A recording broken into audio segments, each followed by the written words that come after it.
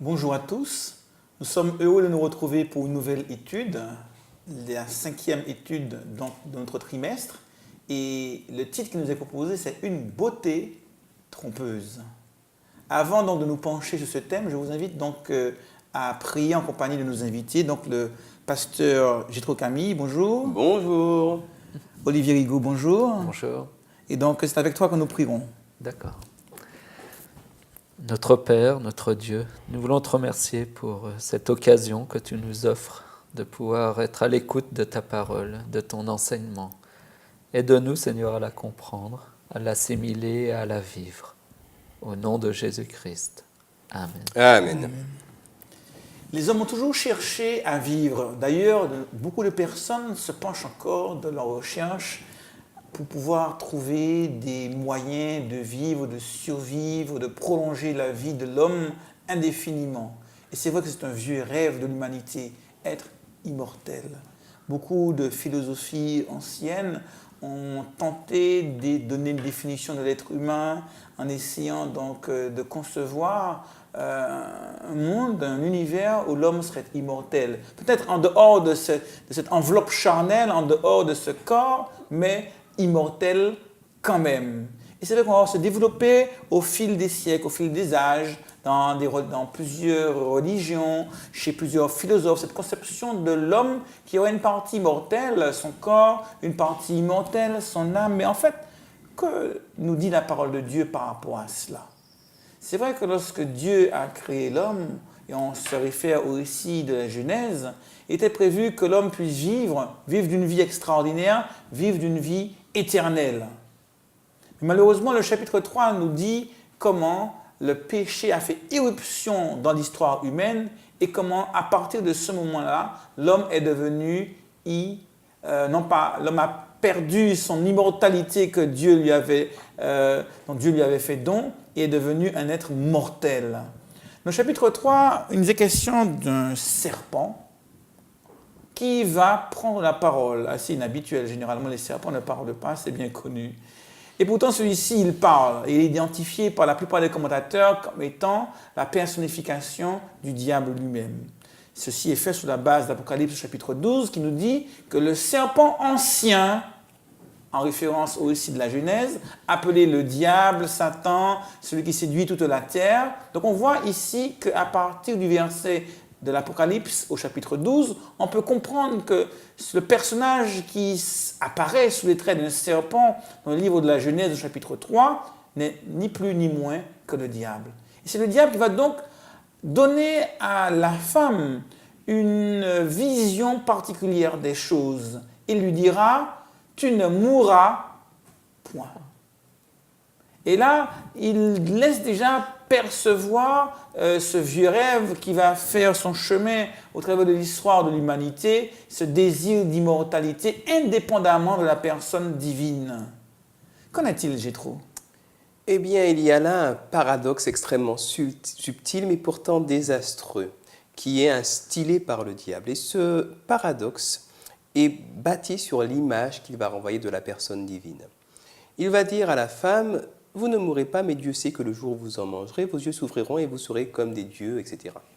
Vous serez immortels, vous serez comme des dieux. Cela implique plusieurs choses très simples. Cela implique que Dieu a menti à Adam et Ève. Cela implique que n'importe qui peut accéder à la royauté, à la divinité. Cela implique que Dieu, sachant qu'Adam et Ève peuvent accéder à la divinité, ne veut pas de concurrents et leur interdit donc d'accéder à cette divinité. Ça veut donc dire que son statut de Dieu, il l'usurpe, parce qu'il se place en tant que Dieu unique, alors que n'importe qui est censé, dans le discours de Satan, accéder à cette divinité. Donc il l'usurpe et par conséquent, il n'est pas Dieu. Et à partir du moment où Adam et Ève vont mettre le doigt dans cet engrenage de doute à propos de Dieu, ils vont se séparer de Dieu. Et paradoxalement, en cherchant à acquérir la divinité, la vie éternelle, c'est à ce moment-là où ils vont la perdre. On ne peut pas dire qu'ils sont pris par surprise, parce que Dieu leur avait dit « si vous en mangerez, vous mourrez ». Ils étaient prévenus, c'était clair dès le début. Pourtant, ils se laissent persuader qu'en s'éloignant de Dieu, en se séparant de Dieu, ils auront la vie. Alors qu'ils ont été créés par Dieu et qu'ils le savent. Puis également, les Écritures nous disent, dans Actes chapitre 17, En lui, en Dieu, nous avons la vie, nous avons le mouvement, nous avons l'être. La vie, le mouvement et l'être. Un autre passage nous dira dans Colossiens que nous sommes morts et que notre vie est cachée en Christ. Un autre passage dans Hébreux nous dira que c'est par sa parole puissante que toute chose subsiste. Il y a de nombreux passages dans la Bible qui nous montrent que la vie réside en Dieu lui-même et qu'il la partage avec nous, qu'il rayonne avec nous et que c'est dans ce partage, dans cette osmose, dans cette communion, on peut l'appeler cette complicité, cette amitié, on peut lui donner beaucoup de noms, des noms que les jeunes comprennent, eh bien, que la vie est. Par conséquent, l'idée selon laquelle l'immortalité s'acquiert en se coupant de la source de vie, c'est une absurdité absolument complète, mais comme Lucifer sait si bien le faire, il l'enrobe et il la présente d'une manière tout à fait acceptable, tout à fait digeste. Alors, peut-être bien se rendre compte que beaucoup de chrétiens actuellement, la plupart des chrétiens en fait, croient en l'immortalité de l'âme, parce qu'ils ont une culture qui n'est pas une culture biblique, mais une culture inspirée par les philosophies antiques, notamment la philosophie de Platon, inspirée lui-même par Socrate, qui infère, qui instille l'idée qu'il y a l'âme, qui est l'être, le vrai, avec un grand V, puis de l'autre côté, il y a le corps, et que l'âme est captive du corps.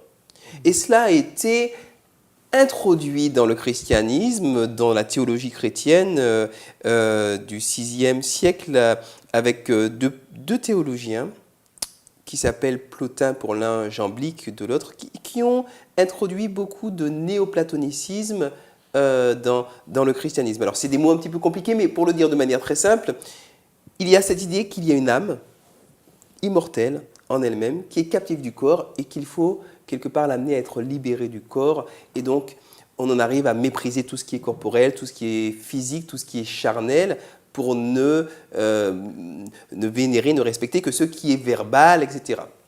Donc cette théologie n'est pas une théologie biblique. La Bible enseigne que l'homme est une unité organique. Elle emploie les catégories de corps, âme et esprit, mais c'est une seule et même chose. Il n'est pas dit que quand on meurt dans la Bible, tout d'un coup il y a une petite âme qui s'en va dans le ciel, comme on voit dans les dessins animés, avec les petites ailes qui montent au ciel. Mais toute une partie de la théologie chrétienne, en particulier médiévale, est basée sur ce postulat, avec notamment le purgatoire, dans lequel l'âme va pouvoir expier ses péchés, l'enfer ou le paradis, qui sont des lieux où l'âme va soit souffrir, soit jouir des félicités éternelles en présence du Très-Haut. Donc ça n'est pas ce que la Bible dit. La Bible dit que quand on est mort, on est mort. Il n'y a plus rien dans le séjour des morts où tu vas ni vie, ni espoir, ni travail, ni quoi que ce soit. C'est un état de non-existence. Le mot repos, qui est employé, un mot à double tranchant, j'aurais tendance à ne pas l'utiliser parce que c'est un mot qui implique une régénération, le repos, le sommeil.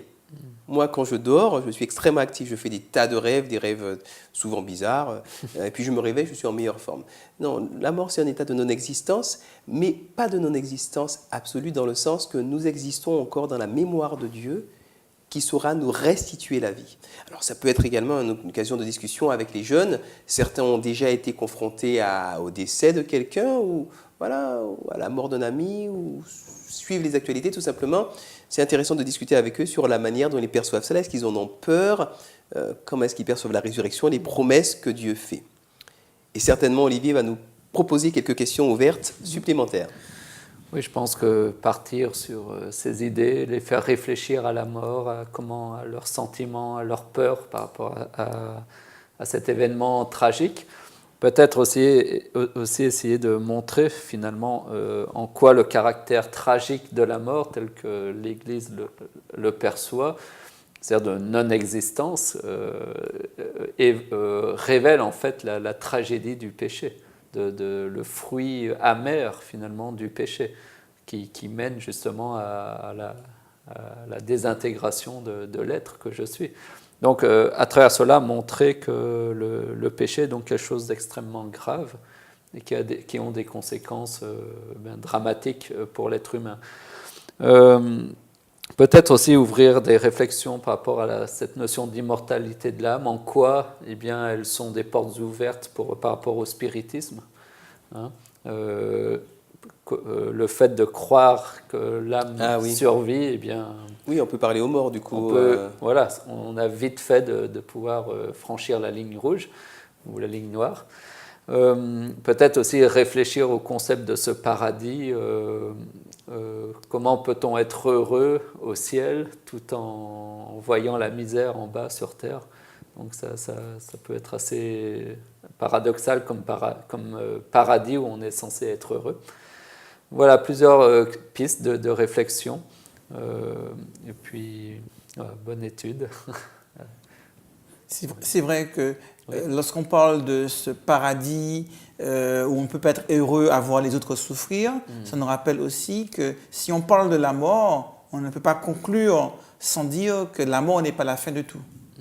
Parce que la mort ne se comprend bien dans la Bible que par rapport à la résurrection des morts. Ceux qui ont fait le bien ressusciteront pour la vie éternelle. Ceux qui ont fait le mal ressusciteront pour le jugement. Donc la mort, une existence, mais pas la fin de tout, puisqu'après ce temps d'inexistence viendra le temps de la résurrection pour la vie éternelle ou pour le jugement. Et c'est vrai que si on a une bonne compréhension finalement du péché qui est la rupture avec Dieu, finalement on peut vite conduire les jeunes à trouver eux-mêmes la solution au péché, la solution à la mort, qui est peut-être justement de reconnecter, de revenir à la source de cette vie, tout simplement. Eh oui, connecte-toi. Je vous souhaite donc une bonne étude à tous.